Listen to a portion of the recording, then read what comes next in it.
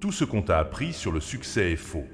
On t'a dit qu'il fallait être passionné, brûler d'envie, se battre pour chaque centimètre, montrer à quel point ça compte. Et regarde où ça t'a mené, épuisé, anxieux, prisonnier de la validation des autres. À mendier des likes, des approbations, des signes de tête en réunion. Il existe un chemin radicalement différent. Un chemin qui semble illogique, presque immoral. Un chemin où ta puissance grandit à mesure que ton attachement diminue. Je vais te révéler le paradoxe le plus puissant que j'ai jamais découvert. Plus tu t'en fiches, plus tu deviens puissant. Ce n'est pas du cynisme, c'est de la physique sociale. Imagine deux aimants. Si tu en serres un très fort dans ta main, tu le sens vibrer, lutter. L'autre aimant, tu le tiens à distance avec un fil. Tu ne ressens presque rien, mais c'est celui que tu tiens à distance qui contrôle réellement le champ magnétique. Aujourd'hui, je vais te montrer comment appliquer cette physique à ta vie. Comment l'indifférence stratégique peut te rendre non seulement plus fort, mais littéralement inarrêtable. La première des 7 lois du désengagement puissant va te sembler absurde, mais c'est celle qui ouvre toutes les portes. Loi numéro 1. Le pouvoir de l'option de sortie. Plus tu es prêt à tout perdre, moins tu as de chances de perdre. C'est le fondement de tout. L'indifférence ultime n'est pas une posture, c'est une réalité concrète. Tu dois avoir une option de sortie. Toujours. L'employé qui a 6 mois de frais de côté et des contacts dans d'autres entreprises ne tremble pas quand son patron crie. Il peut littéralement se lever et partir. Cette réalité change tout dans sa posture. Il n'est pas obligé d'être ici. Il choisit d'y être. Le freelance qui a 3 clients solides peut dire non au 4e qui fait des caprices. Cette capacité à refuser est ce qui attire paradoxalement plus de clients encore et de meilleurs. L'indifférence stratégique commence par un calcul froid. De quoi as-tu vraiment besoin pour survivre et comment te le garantir hors du système où tu joues? Cette porte de sortie n'est pas là pour être utilisée. Elle est là pour exister dans ton esprit. Elle transforme tes interactions d'une nécessité désespérée à un choix conscient. Ton langage corporel change. Ta voix change. Tes décisions changent. L'exercice brutal, prends une feuille. Écris. Si je perds tout demain, mon job, ma réputation, mon réseau, quel est mon plan de survie concret? Pas des idées vagues, des étapes, un montant d'argent, une compétence monnayable immédiatement, un endroit où dormir. Ce document est ta clé de la liberté psychologique. Relis-le avant chaque situation importante. Rappelle-toi, tu n'es pas coincé, tu joues. Quand l'autre partie sent, même inconsciemment, que tu pourrais te retirer du jeu sans souffrir, son pouvoir sur toi s'évapore. Tu deviens un mystère, une force, parce que tu détiens la seule chose qui compte vraiment dans toute négociation, la possibilité de dire non, merci, et de t'en aller sans un regard en arrière. Loi numéro 2, l'investissement émotionnel zéro. Ne jamais investir plus que l'autre dans la relation. Chaque relation, professionnelle, personnelle, sociale, est un marché d'énergie émotionnelle. La personne qui investit le plus d'espoir, d'attente, de besoins affectifs perd. Toujours. Observe. Le manager qui veut tellement que son équipe l'aime qu'il devient un paillasson. Résultat, personne ne le respecte. La personne qui déclare sa flamme avec une intensité effrayante lors d'un premier rendez-vous. L'autre fuit. Le créateur qui supplie son public de l'aimer, de partager son travail. On le perçoit comme désespéré. L'indifférence stratégique fonctionne comme un miroir. Tu reflètes le niveau d'investissement de l'autre, jamais plus. S'il envoie un email court, tu réponds par un email court. S'il met 3 jours à répondre, tu mets 3 jours. S'il traite la relation comme transactionnelle, tu fais de même. Ce n'est pas du jeu, c'est de la préservation énergétique. Tu arrêtes de projeter tes besoins sur l'autre et tu lis la réalité telle qu'elle est. Le signal le plus puissant que tu puisses envoyer dans n'importe quel contexte est « Je suis bien sans toi ». Cette vibration, impossible à falsifier, est ce qui attire irrésistiblement les opportunités et les personnes de qualité. Les parasites émotionnels te sentiront et te fuiront. Les partenaires solides te sentiront et te respecteront. Ta nouvelle règle, avant de t'engager émotionnellement, demande-toi qui a le plus à perdre ici. Si la réponse est « moi », recule. Rééquilibre. Retire de l'énergie, jusqu'à ce que la balance soit égale, ou mieux, penche en ta faveur. LOI numéro 3. La vulnérabilité comme arme, le paradoxe du détachement. Tu n'as plus peur de perdre, donc tu montres tes cartes. C'est le tour de magie le plus élégant. Quand tu t'en fiches vraiment, tu peux te permettre d'être incroyablement vulnérable. Et cette vulnérabilité devient une forteresse. Imagine deux entrepreneurs en recherche de fonds. Le premier doit avoir cet investissement. Sa survie en dépend. Il est parfaitement préparé, mais chaque fibre de son être crie « J'ai besoin d'eux-vous ». Les investisseurs sentent la peur. Ils sentent le pouvoir qu'ils ont sur lui. Le second a déjà assez d'argent pour survivre 2 ans. Il veut cet investissement, mais il n'en a pas besoin. Il commence sa présentation par « Écoutez, voici les 3 raisons pour lesquelles vous ne devriez pas investir dans mon projet ». Il expose froidement ses faiblesses, les risques du marché, les raisons d'échouer. Qui captive l'attention? Qui apparaît comme le plus fiable, le plus rationnel? Le second, parce que son indifférence aux résultats lui permet d'accéder à une honnêteté totale. Il n'a pas peur de révéler ses défauts, car il sait que s'il rejette son projet, il en a d'autres où il continuera seul. Ton nouveau super-pouvoir, dans tes prochaines interactions clés, sois le premier à révéler ton point faible. Je dois vous dire, mon expérience sur ce point spécifique est limitée. Le risque principal que je vois est X. La partie la plus difficile sera probablement Y.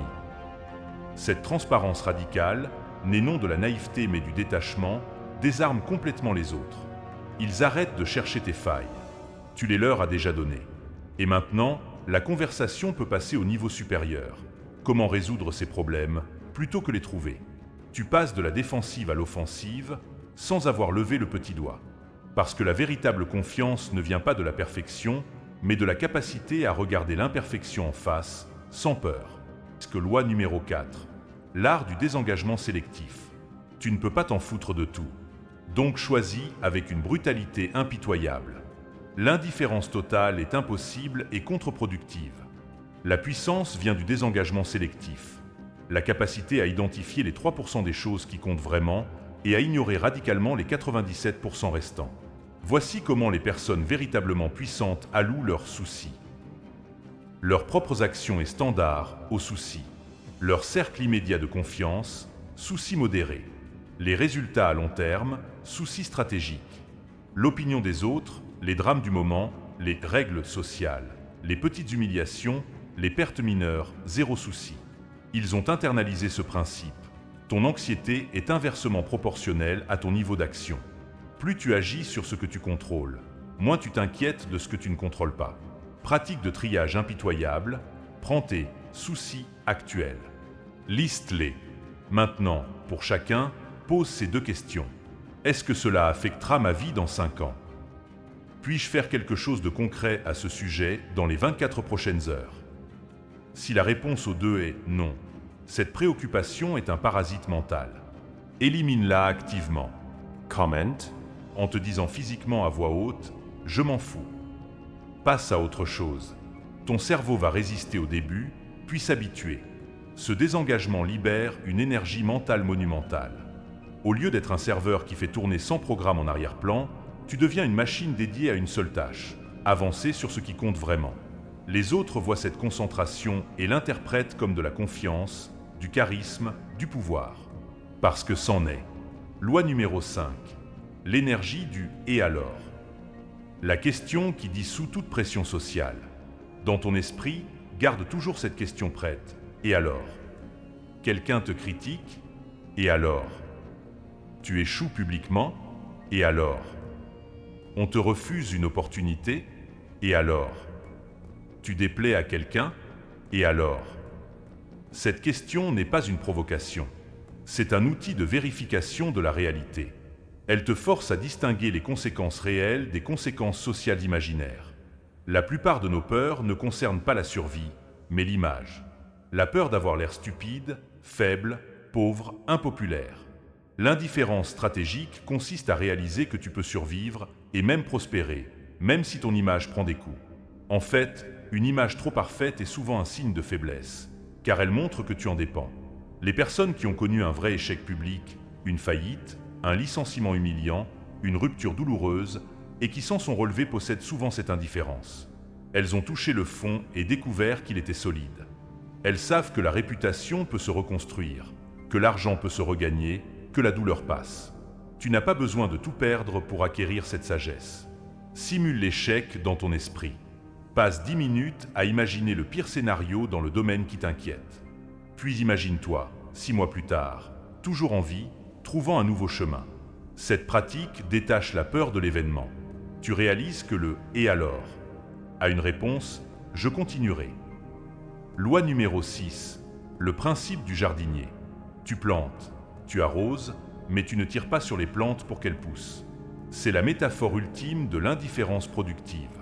Le jardinier fait son travail. Il prépare la terre, choisit les bonnes graines, plante au bon moment, arrose régulièrement. Ensuite, il s'en va. Il ne s'assoit pas à regarder la plante pousser en s'inquiétant. Il ne crie pas après les fleurs pour qu'elles s'épanouissent plus vite. Il fait confiance au processus qu'il a mis en place. Applique cela à ta vie. Tu envoies une candidature, fais-le bien, puis oublie. Ne rafraîchis pas ta boîte mail toutes les 5 minutes. Tu lances un projet, mets en place les systèmes, puis concentre-toi sur le prochain. Ne t'obsède pas sur les premiers résultats. Tu veux qu'une relation se développe? Sois une bonne personne, montre ton intérêt, puis donne de l'espace. Ne deviens pas un détective émotionnel analysant chaque message. L'indifférence n'est pas l'inaction. C'est l'action sans attachement aux résultats immédiats. Tu contrôles les actions, tu lâches prise sur les réactions. Ce détachement crée un espace où les choses peuvent arriver naturellement, souvent mieux que ce que tu aurais pu forcer. Les autres sentent qu'il n'y a pas de pression venant de toi, ce qui les rend plus enclins à collaborer, à dire oui, à s'engager. Ton nouveau mantra, j'ai fait ma part. Le reste n'est pas mon problème. Répète-le quand l'anxiété du résultat monte. Rediriger ton énergie vers la plantation de nouvelles graines, pas vers l'obsession des anciennes. Loi numéro 7. La souveraineté du temps. Ton temps est ta seule véritable monnaie. Traite-le comme un souverain, pas comme un mendiant. L'indifférence ultime concerne ton temps. Les personnes les plus puissantes que tu rencontreras ont une relation radicalement différente avec le temps. Elles ne le donnent pas, elles l'allouent. La différence est fondamentale. Donner son temps, c'est agir comme si c'était une ressource infinie ou comme si tu devais prouver ta valeur en étant disponible. Allouer son temps, c'est reconnaître que chaque minute est un fragment de ta vie irremplaçable, à dépenser uniquement pour ce qui mérite ton attention. Comment ils opèrent? Ils ne participent pas aux réunions au cas où. Ils demandent l'ordre du jour et décident. Ils ne scrollent pas passivement. Ils consomment avec intention ou ne consomment pas. Ils ne maintiennent pas de conversation par politesse. Ils sont polis mais brefs. Ils ne passent pas juste dire bonjour. Chaque interaction a un but, même si ce but est une véritable connexion humaine. Cette souveraineté temporelle est le signe extérieur le plus visible de l'indifférence stratégique. Les autres le sentent immédiatement. Ils comprennent que ton temps est précieux parce que tu le comprends. Le résultat, les gens se préparent avant de t'approcher. Ils respectent tes délais. Ils ne te demandent pas de choses futiles, parce qu'ils sentent, à un niveau profond, que tu pourrais simplement ne pas répondre, et que tu t'en ficherais. Ton premier acte de souveraineté. Pendant une semaine, avant de dire oui à quoi que ce soit qui engage ton temps, demande « Est-ce que je ferais cela si c'était le dernier mois de ma vie ?» La réponse va te libérer de 80% des obligations sociales et professionnelles qui te drainent sans rien t'apporter. Tu vas découvrir que la plupart des choses que tu les fais par peur. Peur de manquer quelque chose, peur de déplaire, peur de ne pas être un joueur d'équipe. L'indifférence, c'est de réaliser que ces peurs coûtent plus cher que ce qu'elles prétendent protéger. Le secret le mieux gardé du monde n'est pas comment obtenir ce qu'on veut. C'est comment cesser de le vouloir désespérément. Quand tu t'en fiches stratégiquement, tu négocies mieux parce que tu peux vraiment partir. Tu crées mieux parce que tu n'as pas peur du jugement. Tu aimes mieux parce que tu n'es pas dans le besoin. Tu travailles mieux parce que tu choisis. Tu ne subis pas. Ce n'est pas devenir froid. C'est devenir libre. Libre de la peur de perdre. Libre du besoin d'approbation. Libre de l'illusion du contrôle. La puissance ultime n'est pas dans le contrôle, mais dans la capacité à regarder le chaos en face et à dire « Je peux travailler avec ça. » ou pas. Ça m'est égal. Ton pouvoir grandit exactement à la mesure de ton détachement. Commence aujourd'hui. Prends une chose, juste une, à laquelle tu tiens désespérément, et pratique l'art de t'en foutre. Observe ce qui arrive. Le monde n'appartient pas aux passionnés brûlants. Il appartient à ceux qui sont assez calmes pour laisser brûler les autres, pendant qu'ils construisent leur empire dans le silence de leur indifférence.